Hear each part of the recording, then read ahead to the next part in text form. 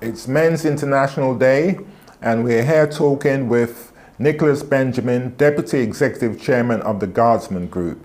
The Guardsman Group is the foremost security company in the region, expanding all the time, bringing new technologies to the industry. We will be having a great chat with Nick here. Hi Nick, how are you? Good, thanks Al. Okay. Thanks for coming. Can you take us back to your very first day at Guardsman? What was your entry position and what do you remember most about the experience? It's a long time ago, for me anyway. So I'll separate it into two first days at Guardsman. Yes. So my first day as an adult out of college was at our landscaping company, Nature's Paradise. And that was, I believe, just to give me a bit of an introduction into corporate culture, professional working, you know, responsibilities, adulthood, that kind of thing. And I remember thinking how hard the people in that company worked every day outside in the sun, manual labor, and how happy they were while doing it. And it was a real eye-opener for me, just to say that, you know, you to a large degree make what you will of your circumstances, you know? This is a job that many people would not enjoy doing or would not want to do. And the team that was teaching me, because that's what it was I was there to learn. They you know, really changed my perspective on how you can view your job and how you can view work, no matter what it is. And I was there for a few months, and then my first day in our core business, which, you know, not to diminish that, but that was an introduction to corporate culture. Then my introduction to our core business was a trainee manager at Marksman. And Marksman is a big company, you know, over 3,000 security officers, hundreds of admin staff, island-wide. And I remember my first thought was the scale of the organization and how many moving parts there were, and how does anybody keep track of all of this? You know, we have a lot of people doing a lot of things in a lot of places. It's not a manufacturing process where, you know, you push a button and a machine starts up and the machine does its thing. The machine is all people. And I remember feeling a little bit overwhelmed, actually, at first, at how big and complex and dynamic the organization was. And that was my first real takeaway after you know, about 15 minutes. Yes. I said, wow. Yes.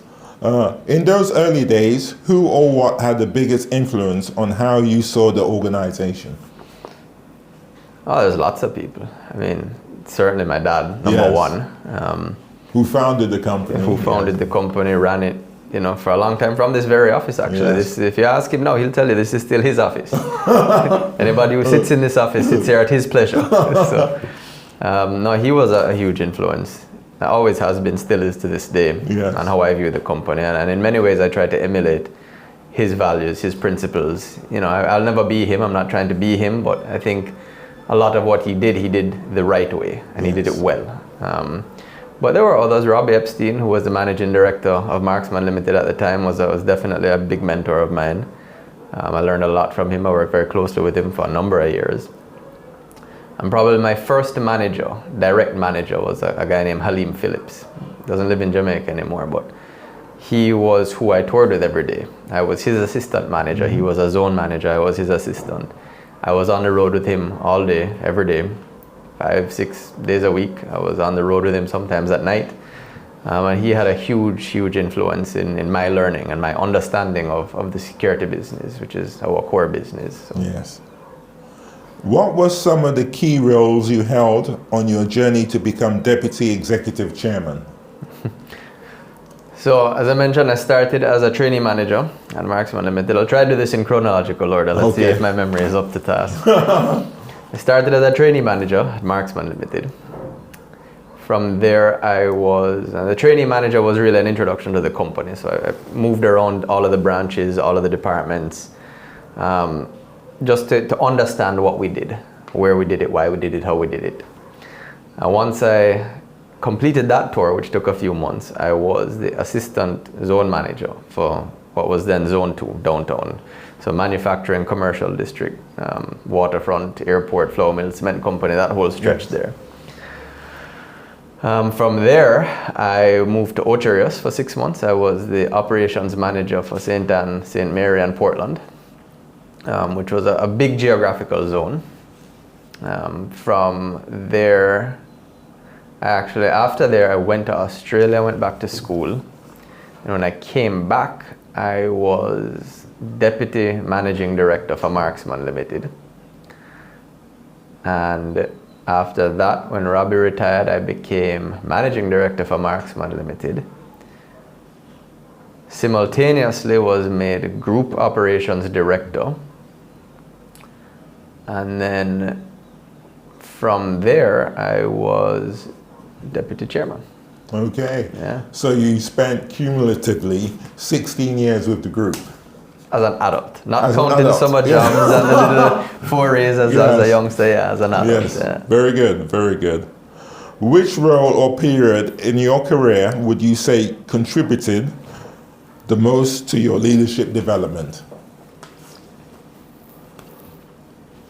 Oh, I mean, I hope you don't view this as a cop-out, but I would say all of them. All of them? Because they all taught me something different. Yes. So as a trainee manager, whether at Nature's Paradise or at Marksman, even as an assistant zone manager, first I was taught how to follow. Yes. How to follow a leader, because you need to understand that part first. And that taught me how to just be a good employee. It taught me how to be a good worker. Then, the position I had in Ocho Rios, that taught me how to run a relatively small operation. Mm-hmm. Although big in geographic size, and we had 850 guards in those days, which is a lot of people. It was, at the time, probably around 20% mm-hmm. of the company.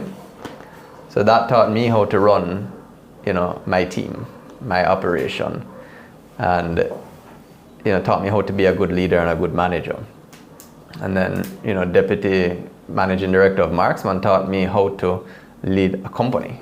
Yes. Robbie was really, really helpful in giving me that insight as to the difference between, junior level, mid-management, and now executive level. There's three very different, roles and three very different perspectives that you have to have. Group Director of Operations taught me, the scale of Guardsman, because that was a group-wide role now.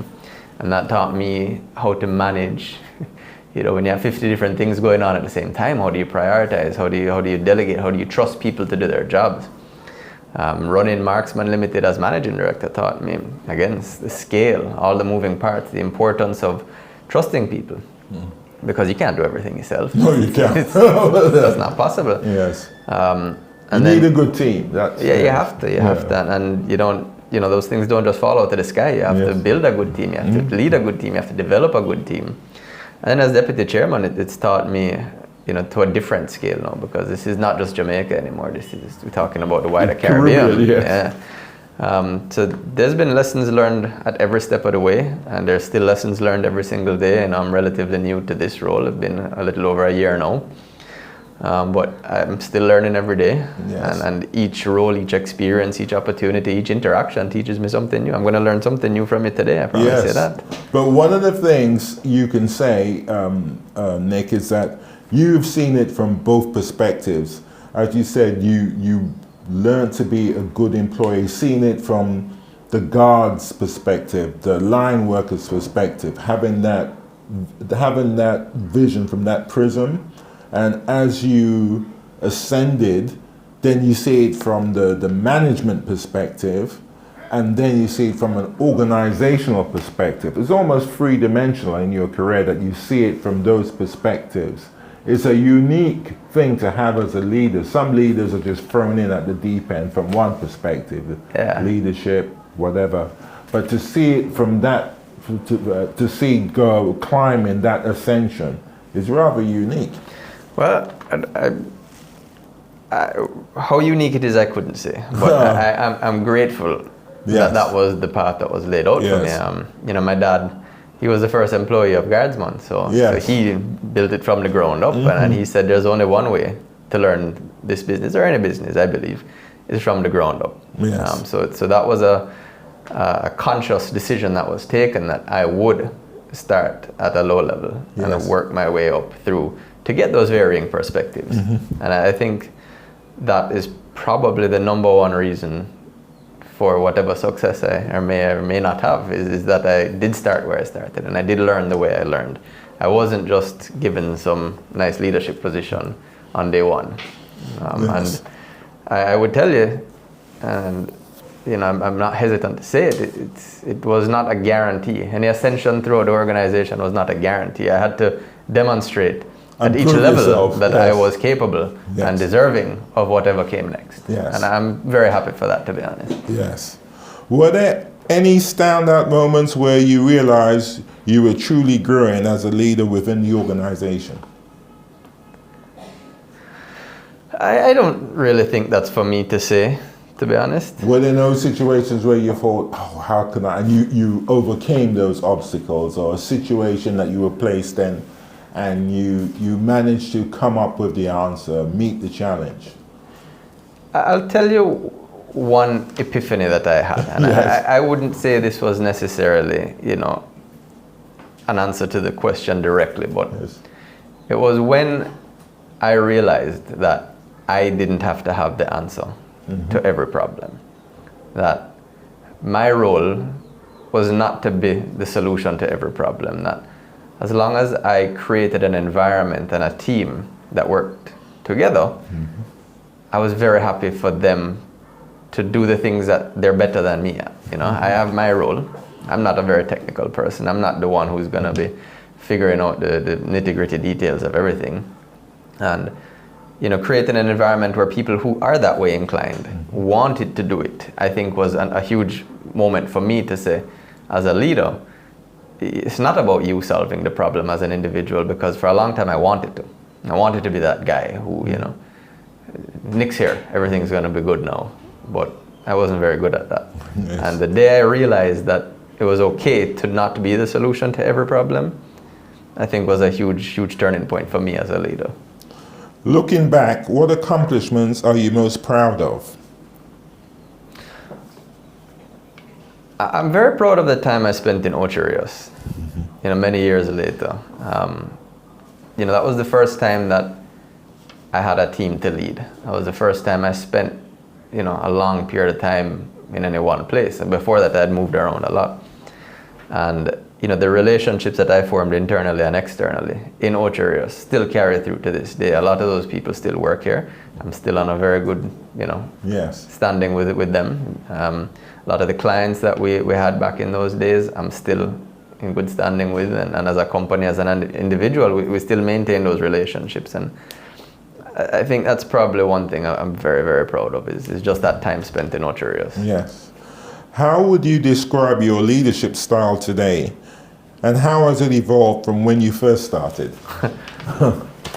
I don't know how I describe it. I know there's lots of labels that people can put, servant leadership or, aspirational or whatever. But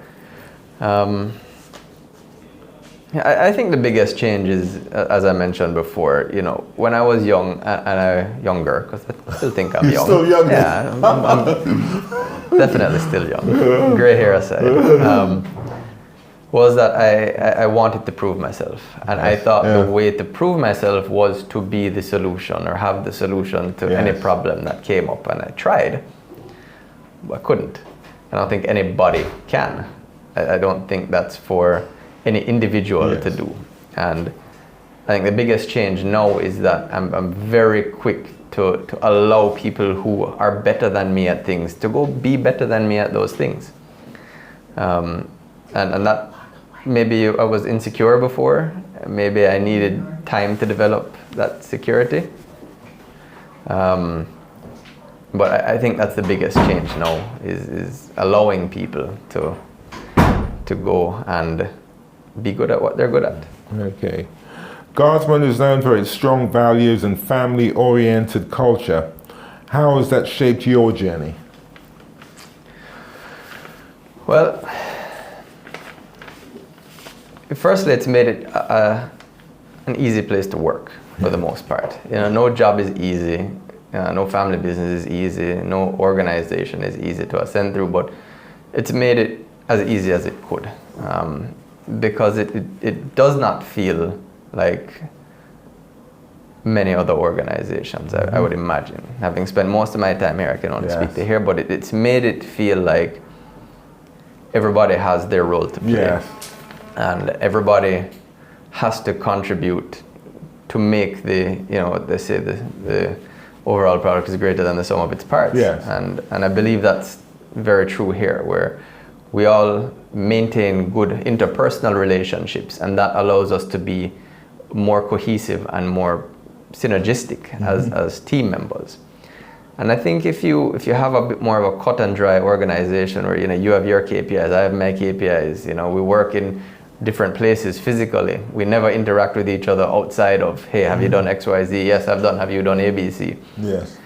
It doesn't create that level of camaraderie. It doesn't create that level of, I want to work for my colleague. I want to make sure that I'm helping them and they will help me, and together we will look good. And for me personally, it's always been an enjoyable atmosphere to work in, because those are the values that we have.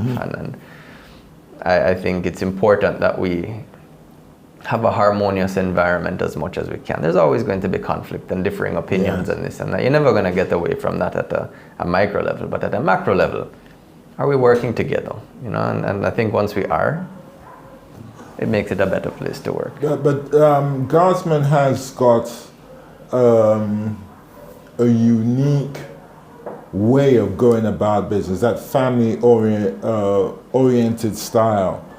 As you said, people knowing their positions, the people who have come up in the organization, the development of the Guardsman brand, how it started, then you have the different sections of Guardsman. But it always seemed to me that it always had a very relaxed, easygoing presence. But in fact, the reality is it isn't really easygoing and relaxed to run a business of that kind of magnitude.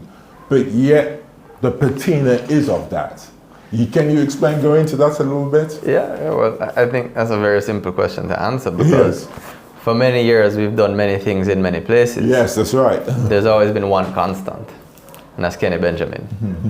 And his legacy, his contribution to our culture is just that at the end of each workday, regardless of what happened, you should be able to sit down with your colleagues, whatever, have a beer, run a couple jokes, unwind, relax for a while.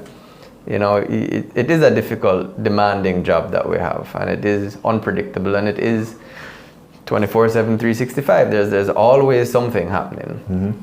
And if you cannot take a step back from that and just unwind, hopefully with the people that you spend all day all wound up with, it's not going to be an enjoyable environment. And maybe it's a mechanism because our job is so serious that we have to go on the other side of the spectrum. Now we have to unwind, we have to run jokes or whatever it is that people use to unwind after a long day. I think the difference here is that we have tended to do it together. Yes. We don't go our separate ways at the end of the day and go home and do whatever. We tend to unwind together at the end of a day. And that comes directly from our chairman, Kenny Benjamin. That is something that he has put as a constant all across the board. What do you believe makes Guardsman's leadership pipeline so strong?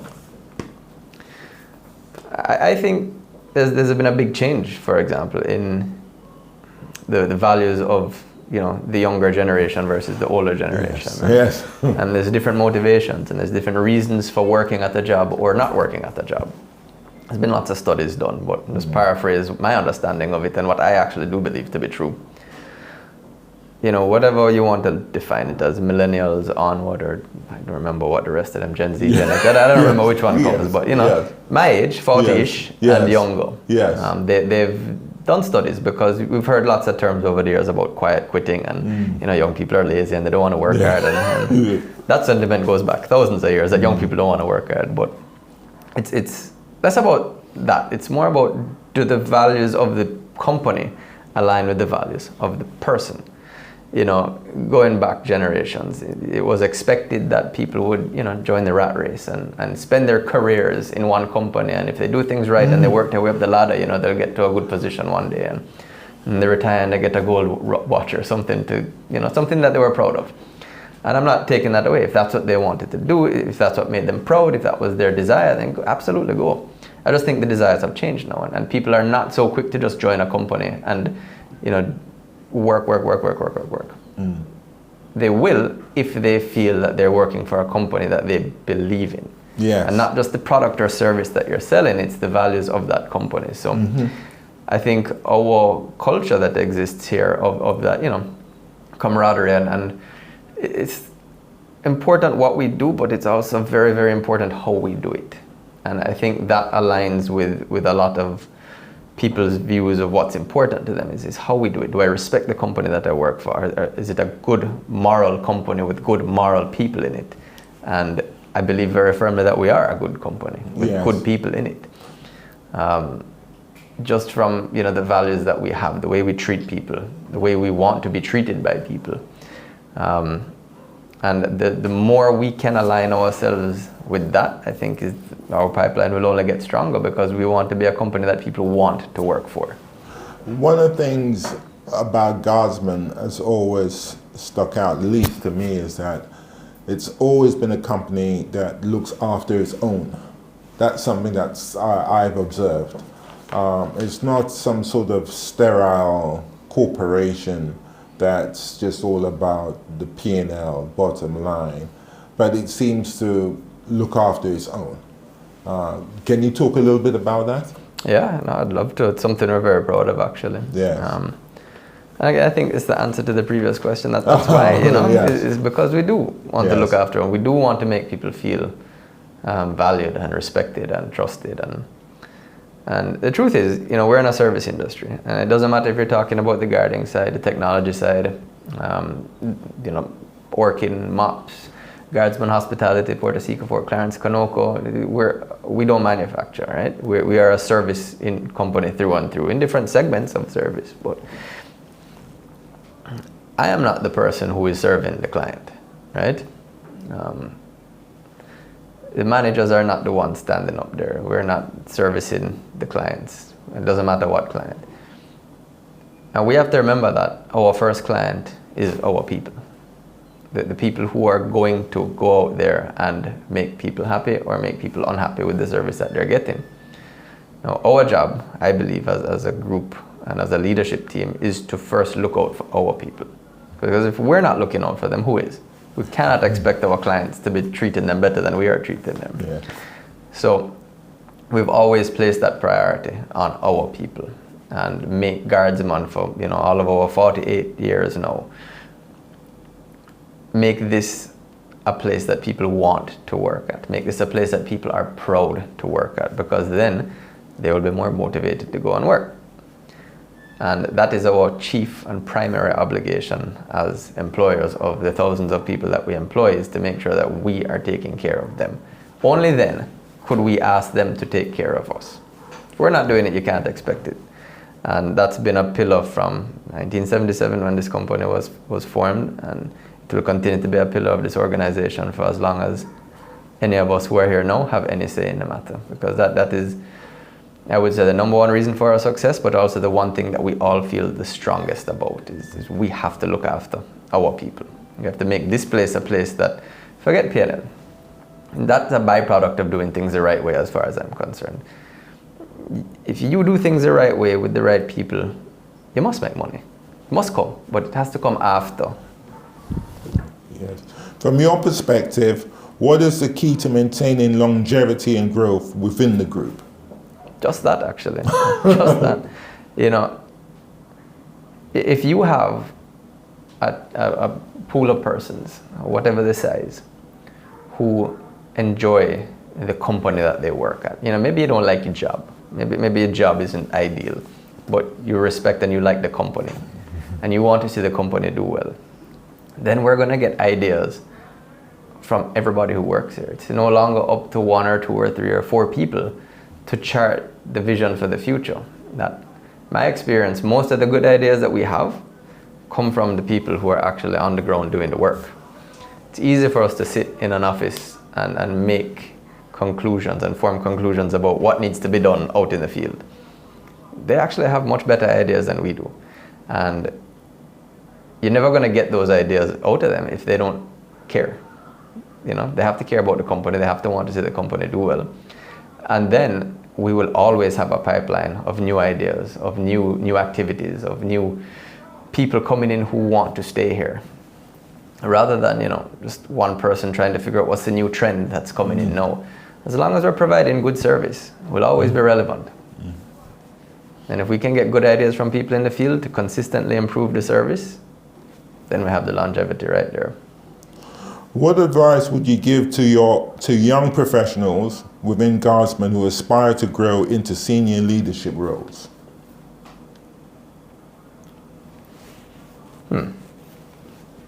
So one thing that we've been noticing a lot of, let me just say me, because Yes. you know, in my role as deputy chairman, I've started interviewing, hiring, and managing a different level of person. And now I'm managing executives, whereas before it was managers.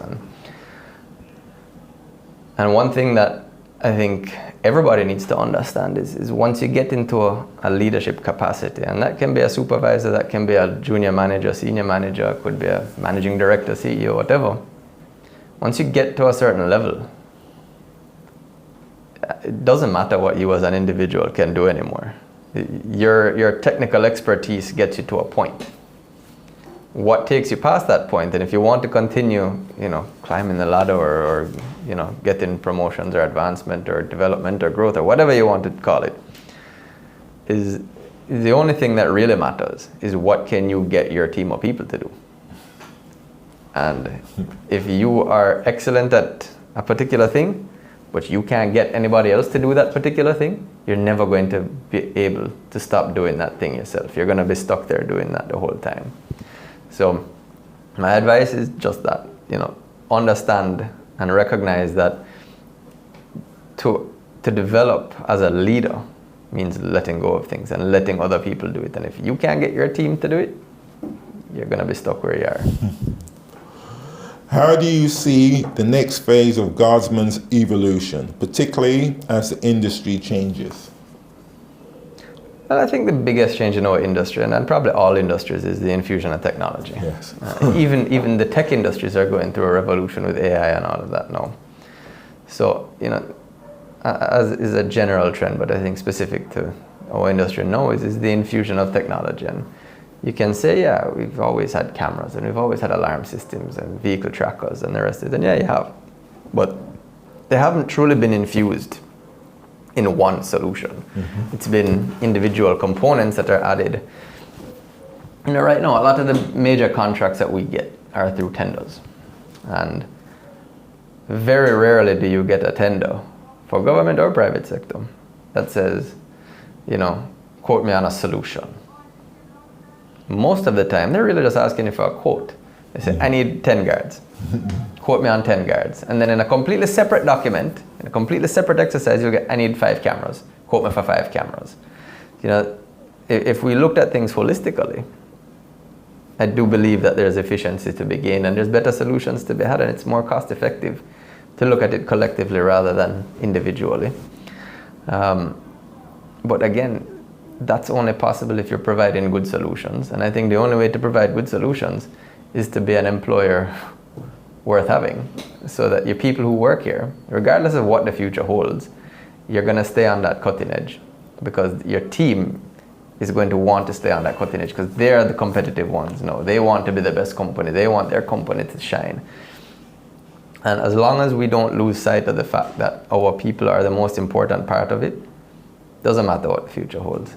That's almost a non-concern, whatever the future holds, because I know whatever it holds, we'll be right there doing it well. One of the things about Guardsman, say for instance you go to the airport, you go somewhere, you see Guardsman, you know that brand, you know what's behind that brand, as opposed to you see someone else, I don't know,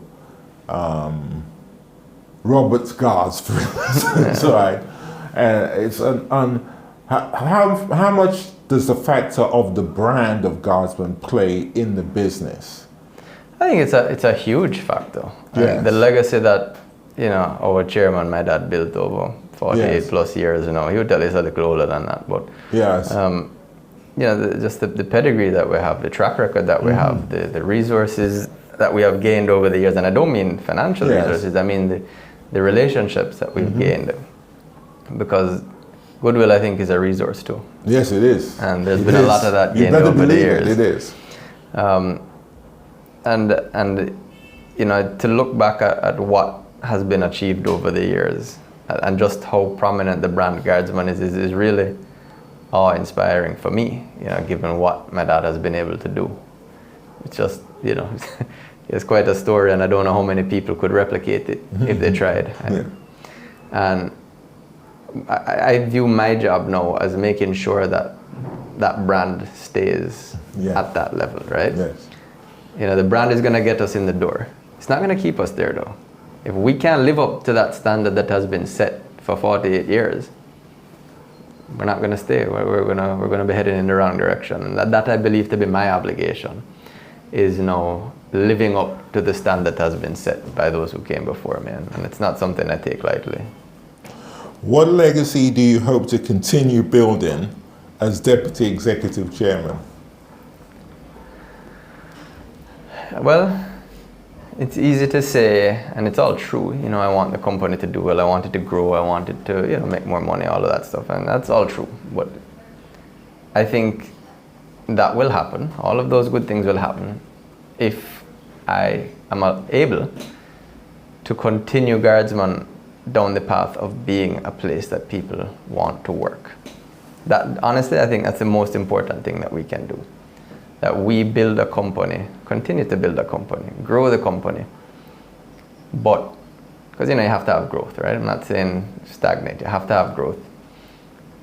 But I think growth comes from having people in an organization who respect the organization. It sounds like a broken record, but I really believe it to be the most important thing. And if I had to say what would I like my legacy to be, it would be that I took part in an organization that people genuinely respected and people love to work at. I mean, you talk to the people who have been here for 40 years, they speak of this, they revere Guardsman, they revere Kenny Benjamin, and that's super impressive to me, and it's something that I want to continue. It's something that reverence for Guardsman, I want that to be something that is, at the forefront of everybody's minds, that Guardsman does a lot of things. The first thing we are an employer. And if we are the type of organization that, again, people respect, they want to work at, we will be the type of organization that people want to hire to do their security, or to go to the attractions, or to do their pest control, or their sanitization services, whatever it is. And that's what I would want my legacy to be. That's what I would want to continue working on. We did a great job of it for 48 years, and I just want to keep that going. International Men's Day. They say there's a crisis of men today. We see it in Jamaica. How can we get men to step up a lot more? And what are your thoughts in the way we are defining masculinity today? Oh, well, certainly different to how it was traditionally described, I'll say that. It's something that's actually quite close to home for us. Traditionally, security has been a male-dominated industry. And we have seen over the years, you could probably argue more now than before. As a society, we have a lot of children growing up without present fathers in their lives.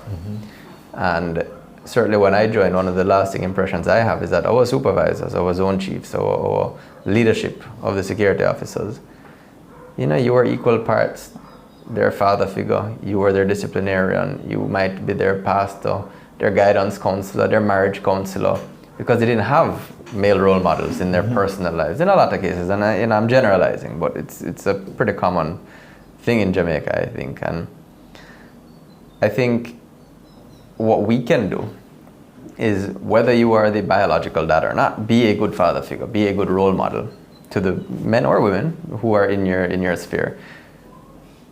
And the expectation, the hope, the dream is that they do better than the previous generation, you know? And I think every parent wants their kid to just do better than they did in whatever they do, whether that's parenting, whether that's business, whether that's, you know, whatever. They just want their kids to have better opportunities and to do better than they did. And if we have a role to play there, that we can provide the type of role models, the father figures or the mother figures for that matter, for people to grow up with them. Because if you didn't grow up with one, you might not see the need. But if you didn't grow up with one and then you find one later in life, you say, wow, I found that to be very helpful to me and my personal development. I want to go and replicate that now. I'm going to make sure that my kids have a father in their lives. And you know, I think that's a role that we can play, is providing that mentorship and guidance where maybe they didn't have it before, and hope that they go and replicate it in their lives. Scott Galloway just wrote a book about what it takes to be a man. Notes on Being a Man, I believe it's called. And one of the things he stresses is the role of being a provider and a protector. Those two roles seem to be quite a big part of what Guardsman's about. yeah, for sure. Yeah, I would say that's exactly it, you know. That's the two sides that we provide and we protect. Yes. I really don't think that's a uniquely masculine role anymore. I mean, certainly the provider part, it's different now, you know. Yes. It's equal opportunity. Women can, should, and will go out there and provide for their families. We have, you know, thousands of female security officers who do an excellent job every single day providing for their family, protecting their families. And I think that's something that we need to come to terms with as a society, locally and internationally, that the role of men versus women are not what they used to be, you know. Mm-hmm. There's nothing to say women can't be the provider and the protector. There's nothing to say the man can't. There's nothing to say they can't split those roles. I think that's a great thing. I don't know how recent the concept of a stay-at-home dad became a thing, but it's certainly a thing now. Yes. But I think it's a great thing. Yes. And I think I'm less concerned about the role of a man, the role of a woman. It's really the role of a parent, the role of a person. You know, mm-hmm. What are you bringing to the table as a person? Maybe you are a better caregiver than your spouse. Maybe they are better than you. Maybe you are better at this than they are. And I think that's what it really comes down to, is do what you can, mm-hmm. when you can. Thank you so much.